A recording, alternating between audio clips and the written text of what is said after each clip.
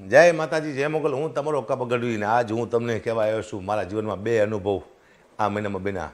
એક સારો અને ખરાબ. સારો અનુભવ મને ગુજરાત પોલીસનો મારા જીવનમાં બન્યો આ 15 દિવસમાં, 12 થી 15 દિવસ થયા. અને ખરાબ અનુભવ મને બન્યો સિવિલ હોસ્પિટલ રાજકોટ. મારા બેન છે, ગરીબ માણસ છે, ગૌશાળામાં નોકરી કરે છે, આખું પરિવાર. અને એ લોકો ચાલતા ચાલતા રાજકોટથી જતા હતા હળવદ માતાજી દર્શન કરવા માટે. અને વચમાં એક ગાડીવાળાએ મારા બેન રાતે 5 વાગે 5 થી 6, 5:30 ઉડાડી દીધા ગાડીવાળાએ. અને ગાડીવાળો વહી ગયો અને હેમરેજ થઈ ગયું, બેભાન થઈ ગયા હતા. અમે લઈ ગયા સીધા, એ લોકો લઈ ગયા મોરબી સિવિલમાં. એટલે એ કીધું કે અહીંયા નહીં, તમે રાજકોટ સિવિલમાં લઈ જાઓ ફટાફટ. અહીંયા કલાક 2 કલાક અહીંયા બેગડા, ટાંકા બાકા લીધા, લોહી નીકળી ગયું જાજુ એવું.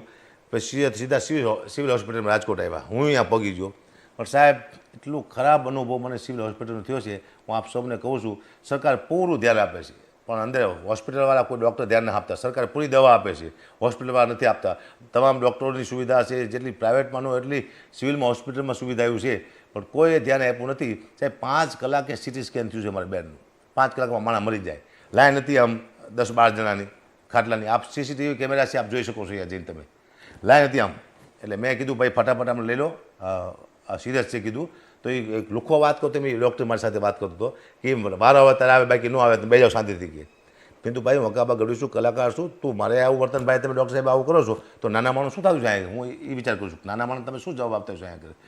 અને સાહેબ મેં એમ કીધું, હું એમને કીધું તમે મારો વારો પહેલાં લઈ લો એમ. પણ આમાં સિરિયસ કોણ છે એ તમે જરા જો, એને તમે પહેલાં લો. કોઈ નહીં. 5 કલાકે સિટી સ્કેન થયું, 3 કલાકે તો ડૉક્ટર આવે છે. ડૉક્ટર મગજનો ડૉક્ટર હોય ને એ 3 કલાકે આવે છે. એટલે સરકારને કહું છું, હું અહીંથી આરોગ્ય મંત્રીને પણ કહું છું કે આપ ચોક્કસ ધ્યાન આપજો સિવિલ હોસ્પિટલમાં રાજકોટની, જેની માટે ગરીબ માણસો નભે છે. એવું હોય તો તમે તમારો કોઈ માણસ મોકલો, ગરીબ નાનો કોઈ વ્યક્તિ, ત્યાં કેવી સર્વિસ મળે તમને ખબર પડે ત્યાં. અને એટલું બેકાર સર્વિસ છે. મેં એક મંત્રીને પણ મેં ફોન કર્યો હતો. સાહેબ, મંત્રીનું પણ માન આ લોકો રાખ્યું નથી, બિલકુલ માન નથી રાખ્યું. કોઈ ધ્યાન આપ્યું નહીં. મારી સાથે માણસો પણ સારા સારા હતા એમ, પણ કોઈ તમે આ સીસીટીવી કેમેરામાં જોઈ શકો છો. 12 થી 15 દિવસ થયા છે. હું તારીખ એવું હોય છે તો આપી દઈશ તમને. સિવિલ હોસ્પિટલનું બધા ન્યૂઝ જોવાની વિનંતી કરું છું. આપ ચોક્કસ રાજકોટ સિવિલ હોસ્પિટલમાં જાઓ અને એક દર્દીથી પૂછો, દર્દીને તમારી હાલત શું છે અહીંયા આગળ. કોઈ ધ્યાન ન આપતું એમ. સરકાર દવા આપે છે, સરકાર સુવિધા આપે છે, પણ ડૉક્ટરો છે કોઈ ધ્યાન આપતા છે નહીં. આ મને કડવાનો અનુભવ થયો છે. એને કરતાં પ્રાઇવેટમાં હું લઈ ગયો. મેં કીધું હાલો મારી પાસે 5 રૂપિયા છે, હું મદદ કરી શકીશ મારી બેનને, હું પ્રાઇવેટમાં લઈ જઈશ. પણ નાના માણસો ક્યાં જાય છે પ્રાઇવેટમાં? એનો મતલબ નાના માણસોને મરી જવાનું હોસ્પિટલમાં. આવી ખરાબમાં ખરાબ સેવા આપે છે આ સિવિલ હોસ્પિટલમાં. આપ ચોક્કસ આનું ધ્યાન આપજો. પહેલાં આ મારો ખરાબ અનુભવ છે જીવનમાં પહેલી વાર, કે નાના માણસ શું થતું છે. ગરીબ માણસને મને પહેલી વાર દયા આવી. મેં તો આ લોકો હકાબા નામ છે એટલી ઓળખાણ છે, છતાંય મારું કામ ન થયું તો નાના માણસ થતું શું છે. એટલે ચોક્કસ સરકારને કહું છું, આપ ચોક્કસ એકવાર ધ્યાન આપજો. આપણને સરકારને કદાચ ખ્યાલ જ નથી કે હોસ્પિટલમાં શું હાલી રહ્યું છે. સરકાર તો જે સુવિધા જોઈએ એ બધી સરકાર તો આપી દે છે, પણ સામે કામ કરવાના હોય છે ને. કોઈ ડૉક્ટર હાજર નહોતા, એક પણ ડૉક્ટર હાજર નહોતો અહીંયા. આપ કેમેરામાં જોઈ શકો છો. મગજના ડૉક્ટરની જરૂર હોય તાત્કાલિક 2-2.5 કલાકે મગજના ડૉક્ટર આવ્યા છે. એટલે ચોક્કસ આની આપ સરકારને વિનંતી કે આપ ચોક્કસ આનું નોંધ લેજો. અને ન્યૂઝવાળાને બધાને કહું છું ચોક્કસ આપ નોંધ લેજો. સિવિલ હોસ્પિટલ રાજકોટ એ નાક કહેવાય આપણે ગુજરાતનું. સિવિલ હોસ્પિટલ રાજકોટની સિવિલ હોસ્પિટલ છે, ગુજરાતનું નાક છે.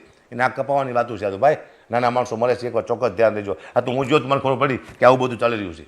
મારી બેન જીવન અને મરણ વચ્ચે ઝોલા ખાતી હતી. એ તો મારી દયા છે, બચી છે. હજી મારા બેનને ભાનમાં ન થાય. હજી આપ મારા બેનનું ઇન્ટરવ્યૂ લઈ શકો છો. અત્યારે મારા બેન ઘરે જ છે, નળી નાખી છે. નાના માણસો એટલે પછી જાજી હજો ટાઈમ પ્રાઇવેટમાં રાખી ન શકે. પણ હું વકાળ હોસ્પિટલ છે અહીંયા ગયો હતો. ત્યાં પણ મારા બેનના પૈસા કંઈક બિલ બન્યું હતું 5 થી 40 હજારનું. એ લોકોએ મેં કીધું ભાઈ નાના માણસો છે તો પ્રાઇવેટ ડૉક્ટર નહીં સારા, ઓછા પૈસા લીધા, અડધા પૈસામાં દવા કરી દીધી. વકાળવાળાએ અડધા પૈસા રજા આપ્યા. પછી હું સ્ટર્લિંગમાં લઈ ગયો, વધુ બીમાર હતા એટલે. પણ પૈસા આપ્યા પછી અડધા પૈસા પાછા આપ્યા વકાળમાંથી. એથી વિશેષ મહેતા સાહેબ કરીને છે, રૂપેશભાઈ મહેતા, સ્ટર્લિંગમાં. એમને મેં વાત કરી. મેં કીધું સાહેબ નાના માણસો છે એ દાખલ કરી દો. કોઈ બિલ લીધું નથી.